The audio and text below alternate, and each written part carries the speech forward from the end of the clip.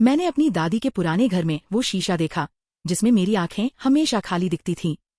आज उनमें एक काली परछाई पलके झपका रही थी और वह मैं नहीं थी। अदिति 26 साल की एक इंटीरियर डिजाइनर अपने पैतृक गांव में दादी के पुराने घर को संवारने आई थी। शहर की भीड़ भाड़ से दूर ये बरसात का मौसम उस घर में शांति से बीत रहा था जहां बचपन की यादें बसी थीं। वह घर की मोटी दीवारों और खामोश आंगन में सुकून पाती थी। गांव वाले उसे अजीब नजरों से देखते थे, लेकिन अदिति इसे सिर्फ उनके पुरातन विचारों का नतीजा मानती थी। घर में एक अजीब सी चुप्पी पसरी रहती थी जिसे वह पुरानी दीवारों का गुण समझती थी, एक ऐसा गुण जो अब उसे हल्का सा परेशान करने लगा था, जैसे वह चुप्पी भीतर कुछ छुपा रही हो। एक रात छत से टपकते पानी की आवाज के बीच अदिति ने महसूस किया कि उसकी दादी का झुका हुआ शीशा खुद ब खुद सीधा हो गया था। यह सिर्फ एक संयोग था, उसने खुद को समझाया, शायद हवा का झोंका था। लेकिन अगली सुबह रसोई में उसे वह पुराना टूटा हुआ गुड्डा मिला जिसे उसने बरसों पहले फेंक दिया था, गहराइयों में कहीं दबा दिया था। उसकी एक आंख लाल थी जैसे खून से रंगी हो और दूसरी पूरी तरह से काली। अदिति के रोंगटे खड़े हो गए। फिर रात के सन्नाटे में उसे घर के पिछले हिस्से में मौजूद सूखे कुएं से फुसफुसाहटें सुनाई देने लगी। वो फुसफुसाहटें बेहद धीमी और डरावनी थीं, जैसे जमीन के भीतर से आ रही हों और धीरे धीरे उसका नाम ले रही थी, अदिति, अदिति। एक ठंडी नमी वाली हवा उसके पैरों को छूकर गुजरी और ठीक उसी पल बिजली चली गई। पूरा घर घने अंधेरे में डूब गया और सिर्फ कुएं से आने वाली आवाजें तेज हो गई, एक भयावह गूंज में बदल गई। जब रोशनी वापस आई तो शीशे में उसकी परछाई एक पल के लिए पलके नहीं झपकी। उसकी आंखों में एक अजीब सी गहराई थी, जैसे वह उसकी नहीं किसी और की थी। एक पुरानी जर्जर लकड़ी की अलमारी का दरवाजा हल्का सा खुला था, जबकि अदिति को साफ याद था कि उसने उसे बंद किया था और ताला भी लगाया था। भीतर से मिट्टी, सूखी पत्तियों और कुछ अजीब सी सड़ी हुई मीठी गंध आ रही थी। अदिति ने पहले सोचा कि यह उसका वहम है, नींद की कमी का असर, या शायद पुरानी वायरिंग और घर की खस्ता हालत का नतीजा। लेकिन घटनाओं की पुनरावृत्ति उसे बेचैन करने लगी। रात को उसके कमरे का तापमान अचानक गिर जाता और उसे लगता जैसे कोई उसकी सांसों को गिन रहा हो, उसकी पलकों के पीछे झांक रहा हो। दीवारों पर अजीब से निशान उभरने लगे थे, वह जैसे किसी नुकीली चीज से खरोंचे गए हो या किसी ने खून से कुछ लिखा हो जो मिट गया हो। उसने गांव के सबसे बूढ़े व्यक्ति किशन चाचा से बात करने की कोशिश की, जो गांव के इतिहास और लोक कथाओं के बारे में सब कुछ जानते थे। चाचा ने अदिति को देखते ही घबराकर अपना मुंह फेर लिया, लेकिन अंत में बुदबुदाते हुए बताया कि वह घर एक दायन की शापित जमीन पर बना है, जो अपनी आत्मा को वर्षों से घर के सूखे कुएं में कैद मानती है। उन्होंने उसे तुरंत घर छोड़ने की चेतावनी दी। अदिति ने पहले तो इसे अंधविश्वास और पुरानी कहानियां माना, लेकिन फिर उसने घर के पिछले हिस्से में एक बंद पड़ी कोठरी देखी, जहां से अजीब सी सड़ी हुई और कड़वी गंध आती थी, जो उसकी नाक को जला रही थी। एक दिन उसने उस कोठरी की पुरानी जिंग लगी कुंडी टूटी हुई पाई, जैसे किसी ने उसे जबरदस्ती खोला हो। अंदर काले जादू की किताबें, सूखी जड़ी बूटियां, जानवरों की हड्डियां और हड्डियों के छोटे छोटे टुकड़े बिखरे पड़े थे। धूल की मोटी परत के नीचे उसे एक पुरानी जर्जर डायरी मिली, जिसके पन्ने पीले पड़ चुके थे और लिखावट धूमिल हो रही थी। डायरी में उसकी दादी की कांपती हुई लिखावट थी, जिसमें एक स्त्री का जिक्र था, अंशुला, जिसे गांव वालों ने दायन कहकर सजा दी थी और उसकी आत्मा को कुएं में दफन कर दिया था, बिना किसी अंतिम संस्कार के। डायरी में लिखा था कि अंशुला ने बदला लेने की कसम खाई थी और उसकी आत्मा अमावस्या की रात को सबसे शक्तिशाली होती है, जब दुनियाएं आपस में मिलती हैं। अदिति ने महसूस किया कि अब वह अकेली नहीं है। हर रात कुएं से आने वाली आवाजें तेज होती जा रही थीं और दीवारों पर उभरते निशान साफ होते जा रहे थे, जैसे कोई चेतावनी हो।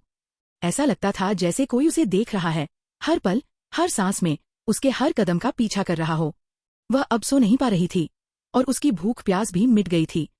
गांव के लोग अब उससे और भी दूर रहने लगे थे, जैसे वो खुद ही अपशकुन बन गई हो, एक चलती फिरती प्रेत छाया।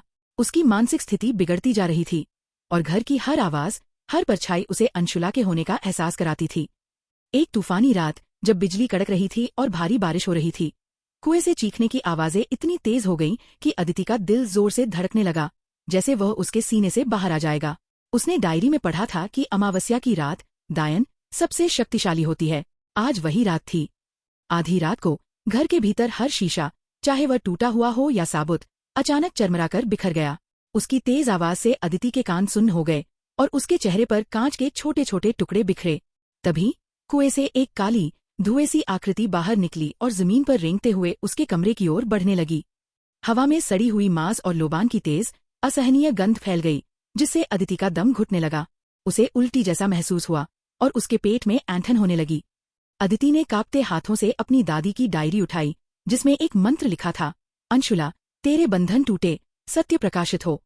जैसे ही वह आकृति कमरे में घुसी, उसकी परछाई दीवारों पर बहुत बड़ी होती गई, छत तक फैल गई, पूरे कमरे को अपने अंधेरे में समेटती हुई। परछाई में एक स्त्री का विकृत चेहरा साफ दिख रहा था। उसकी आंखें जलते कोयले जैसी थीं और उसके होंठ खामोशी से कुछ बुदबुदा रहे थे, जैसे कोई प्राचीन श्राप दोहरा रहे हों।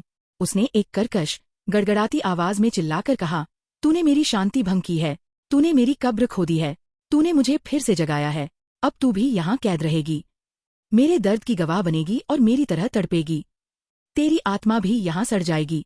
अदिति ने कांपते हुए लेकिन अपनी सारी हिम्मत बटोरकर दृढ़ता से मंत्र पढ़ना शुरू किया। जैसे ही उसने पहला शब्द कहा, आकृति को एक असहनीय चीख सुनाई दी और वह पीछे हटी, जैसे उसे कोई अदृश्य शक्ति तेजी से धकेल रही हो। अदिति को लगा जैसे उसकी सांसें अटक रही हैं और उसके शरीर में एक अजीब सी ठंडक दौड़ गई, जैसे उसके भीतर का खून जम रहा हो। उसकी दादी की डायरी का आखिरी पन्ना उसके कांपते हाथों से छूटकर उड़कर उसकी आंखों के सामने आया, जहां लिखा था, अंशुला को न्याय नहीं मिला, इसलिए उसकी आत्मा भटकी हुई है, उसे बंधन से मुक्त करना होगा ताकि वह शांति पा सके। उसका दर्द ही उसकी शक्ति है और न्याय ही उसकी मुक्ति। तभी आकृति ने बिजली की तेजी से अदिति की कलाई पकड़ ली। उसकी उंगलियां बर्फ जैसी ठंडी और पथरीली थीं, जैसे किसी मृत शरीर की हों, और उसकी पकड़ इतनी मजबूत थी कि अदिति को लगा उसकी हड्डियां टूट जाएंगी। दर्द और डर से अदिति की आंखों में आंसू आ गए, लेकिन उसने मंत्र नहीं रोका। वह जानती थी कि यह उसकी आखिरी उम्मीद है, उसकी आखिरी सांस। आकृति ने उसे अपनी ओर खींचना शुरू किया। उसकी पकड़ और मजबूत होती जा रही थी, जैसे उसे पाताल में खींच रही हो, अंधेरे के गर्त में। उस ठंडी और पथरीली पकड़ ने अदिति की सांसें रोक दी। उसके फेफड़े सिकुड़ गए। दायन की आकृति उसके कान में भयानक रूप से फुसफुसाई, एक घिनौनी हंसी के साथ, तूने मेरी कहानी को अधूरा छोड़ दिया था, तूने मेरी बेड़ियों को मजबूत किया था, अब तू खुद इसे पूरा करेगी। तू ही मेरी वापसी का जरिया बनेगी, मेरे नए रूप का आधार, मेरे दर्द का नया ठिकाना। अदिति ने दर्द से कराहते हुए अंतिम मंत्र पढ़ा। अपनी सारी शक्ति लगाकर उसकी आवाज कांप रही थी, पर संकल्प अडिग था। न्याय की अग्नि जलाओ, बंधन तोड़ो, शांति पाओ। तू मुक्त हो, मैं मुक्त हूँ। जैसे ही उसने मंत्र पूरा किया, आकृति के शरीर से एक तेज, ब्लाइंडिंग रोशनी निकली, जिसने पूरे कमरे को अपनी चपेट में ले लिया।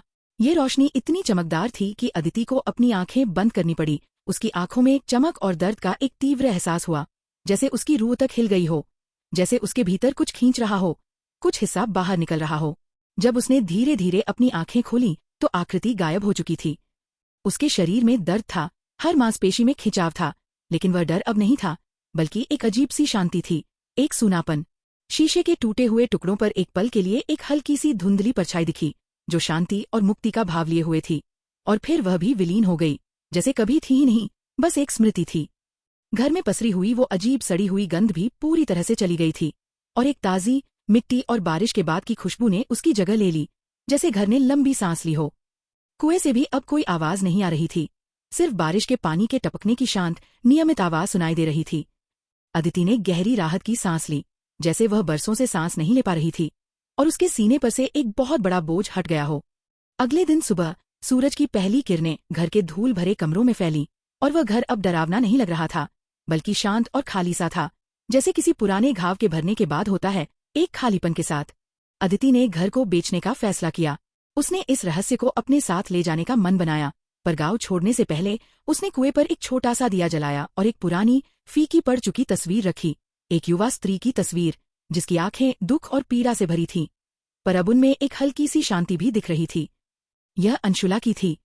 अदिति को पता था कि उसने उसे शांति दी थी, एक ऐसी शांति जिसकी वह वर्षों से हकदार थी, एक सच्चा अंत।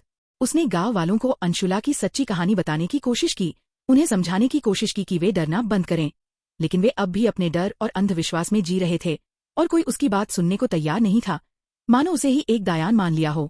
अदिति ने घर के दरवाजे से निकलते हुए एक आखिरी बार पीछे मुड़कर देखा।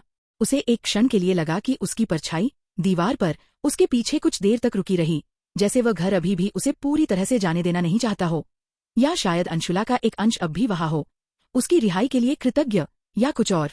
उसके कानों में एक धीमी, ठंडी फुसफुसाहट गूंजी, जो हवा में घुल गई। धन्यवाद अदिति, अब मेरी कहानी तुम्हारी है, तुम्हारी आत्मा में। क्या अंशुला सच में शांत हो गई थी, या अब घर में कोई और आत्मा उसके साथ रह रही थी, जो अंशुला की मुक्ति से पैदा हुई थी? एक नया श्राप, एक नया बोझ। अदिति को आज भी नहीं पता। उसे बस इतना पता था कि उस घर का दरवाजा अब भी बंद है, जंग खा चुकी जिंजीरों से कसा हुआ, और भीतर शायद अब भी कोई इंतजार कर रहा है अपनी कहानी के अगले अध्याय का, या शायद एक नए मासूम मेहमान का, जो इस घर के रहस्यों को फिर से खोले, और शायद अदिति के भीतर बसे नए रहस्य को भी। ये घर अब सिर्फ एक घर नहीं था, यह एक शाश्वत रहस्य बन चुका था, जिसकी गूंज अदिति के मन में हमेशा के लिए कैद हो गई थी। हर रात जब वह अपनी आंखें बंद करती, उसे कुएं से आने वाली फुसफुसाहटें और शीशे में दिखी काली परछाई याद आती थी। वह अब जानती थी कि कुछ रहस्य कभी मरते नहीं, वे बस इंतजार करते हैं सही समय का, सही शिकार का, और कभी कभी वे बस आपके भीतर घर कर लेते हैं।